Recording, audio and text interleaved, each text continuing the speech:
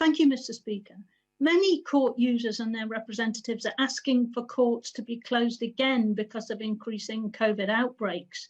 Now, the Chief Inspector of Her Majesty's Inspectorate of the Crown Prosecution Service told the Justice Committee yesterday of concerns that some courts aren't safe. And he said, and I quote, "I particularly would not wish to be in a court at this time."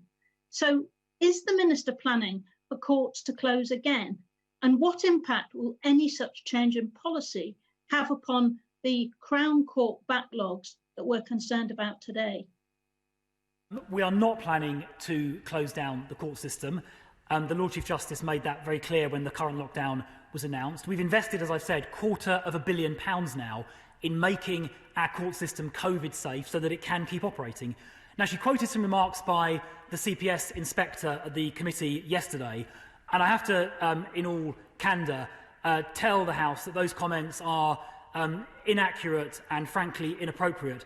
The proper authority for determining the safety of our court system is Public Health England and Public Health Wales, not the inspector of the CPS. And Public Health Wales and Public Health England, having looked at the measures we're taking, have found our measures to be appropriate and that our courts are COVID safe. And the evidence of that, the proof of that pudding, is in the eating. And as I said earlier, the number of HMCTS staff tested positive for COVID is in line with the wider population.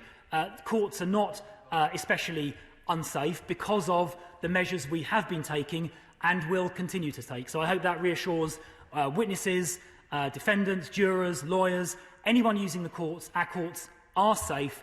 Justice should, will and must continue to be delivered.